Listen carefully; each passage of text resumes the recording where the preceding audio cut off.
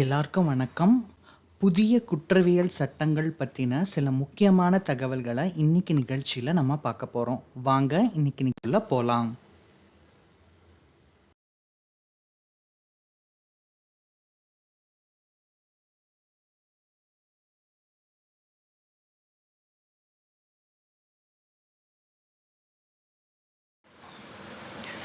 இரண்டாயிரத்தி 22 ஆகஸ்ட் 15 இந்தியாவின் 76வது சுதந்திர தின விழாவில் டெல்லி செங்கோட்டையில் உரையாற்றிய பிரதமர் திரு நரேந்திர மோடி அவர்கள் காலனிய மனப்பான்மையிலிருந்து நாடு விடுபட வேண்டியதன் அவசியத்தை சுட்டிக்காட்டினார். அதன் நீட்சியாக பிரிட்டிஷ் ஆட்சி காலத்தில் உருவாக்கப்பட்ட குற்றவியல் சட்டங்களை மாற்றி புதிய சட்டங்களை உருவாக்க மத்திய அரசு தீர்மானித்தது. கொரோனா பொது முடக்க காலத்தில் இச்சட்டங்களை உருவாக்குவது தொடர்பான ஆலோசனைகள் நடைபெற்று வந்தன. அதன்படி இந்திய தண்டனை சட்டம் 1860 ஐபிசி இந்தியன் பீனல் கோட், இந்த சட்டம் பாரதிய நியாய சம்ஹிதா பிஎன்எஸ் என்றும், இந்திய குற்றவியல் நடைமுறை சட்டம் 1973 CRPC code of criminal procedure, Bharatiya Nagarik Suraksha Sanhita BNSS என்றும், இந்திய சாட்சி சட்டம் 1872 IEA Indian evidence act, Bharatiya Sakshya Adhiniyam BSP என்றும் மாற்றப்பட்டிருக்கின்றன. ஐபிசி என்பது குற்றங்கள், அதற்கான வரையறைகள், விளக்கங்கள், விதிவிலக்குகள், குறைந்தபட்ச அல்லது அதிகபட்ச தண்டனைகள் ஆகிய விவரங்களை உள்ளடக்கிய தொகுப்பு. சிஆர்பிசி என்பது ஒரு குற்றத்தில் பாதிக்கப்பட்டவர்கள், குற்றம் இழைத்தவர்கள் என இரண்டு தரப்பினரையும் காவல்துறை எப்படி அணுகுவது, வழக்கை நீதிமன்றம் வரை எப்படி கொண்டு செல்வது என்பது தொடர்பானது. ஐஇஏ என்பது ஒரு குற்ற வழக்கின் சாட்சியங்களை கையாள்வது தொடர்பானது. 2023 ஆகஸ்ட் 11 மத்திய அரசால் நாடாளுமன்றத்தில் அறிமுகப்படுத்தப்பட்ட இந்த புதிய சட்டங்கள் பாஜக எம்பி பிரிஜ்லால் தலைமையிலான 31 பேர் கொண்ட நாடாளுமன்ற நிலைக்குழுவின் ஆய்வுக்கு அனுப்பப்பட்டன. திருத்தங்களுடன் இந்த சட்டங்களை 2023 டிசம்பர் 12 மத்திய உள்துறை அமைச்சர் அமித்ஷா மக்களவையில் தாக்கல் செய்தார். டிசம்பர் 21, 2023 மாநிலங்களவையில் இச்சட்டம் நிறைவேற்றப்பட்டது. அப்போது எதிர்க்கட்சி உறுப்பினர்கள் அவையில் இல்லை.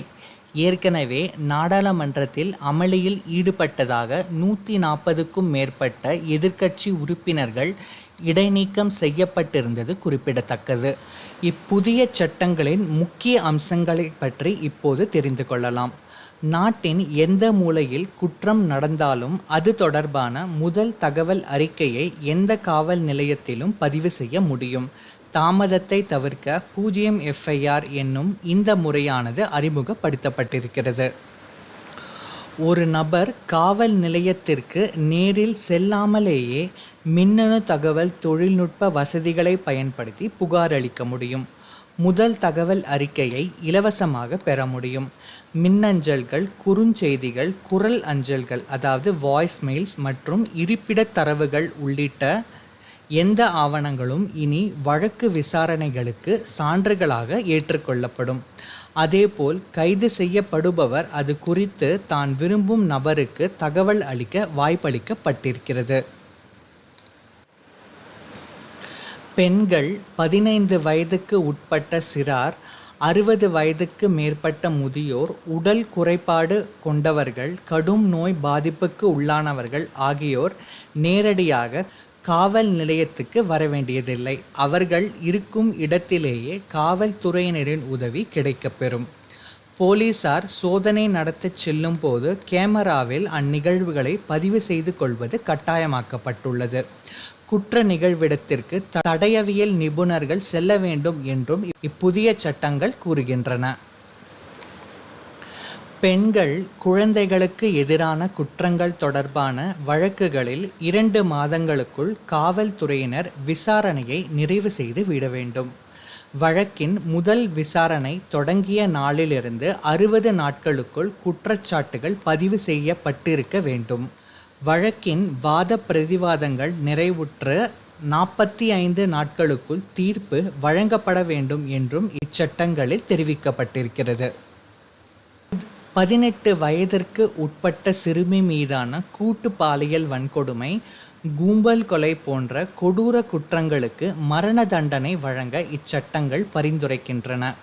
திருமணம் செய்து கொள்வதாகவோ வேலை வாங்கி தருவதாகவோ ஒரு பெண்ணுக்கு நம்பிக்கை அளித்து அவருடன் உடலுறவு வைத்துக்கொண்டு ஏமாற்றுபவர்களுக்கு 10 ஆண்டுகள் வரை சிறை தண்டனையும் அபராதமும் விதிக்கப்படும்.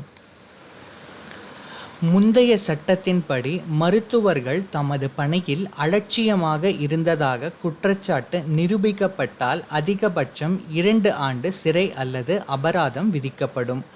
புதிய சட்டத்தின் 106வது பிரிவின்படி 5 ஆண்டு சிறை தண்டனையும் அபராதமும் சேர்த்தே விதிக்கப்படுகிறது.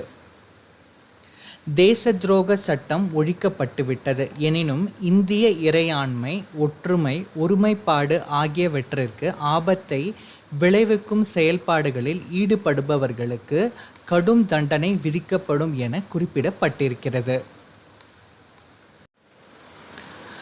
பழைய குற்றவியல் சட்டங்கள் மற்றும் புதிய குற்றவியல் சட்டங்கள் பற்றின சில முக்கியமான வேறுபாடுகள் பற்றி இப்போ நம்ம பார்க்கலாம்.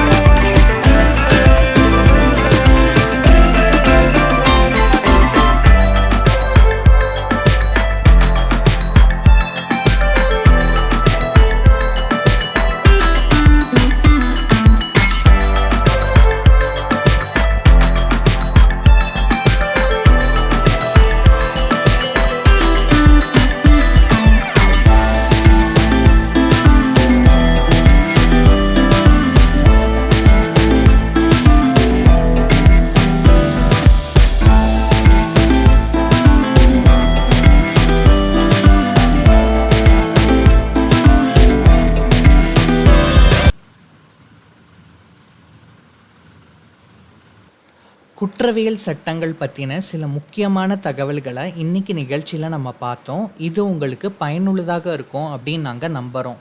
இந்த காணொளியை உங்கள் உற்றார் உறவினர்கள் நண்பர்கள் எல்லாருக்கும் பகிர்ந்துக்கோங்க. என்னோட சேனலை சப்ஸ்கிரைபும் பண்ணுங்கள். மீண்டும் அடுத்த நிகழ்ச்சியில் சந்திக்கலாம். நன்றி, வணக்கம்.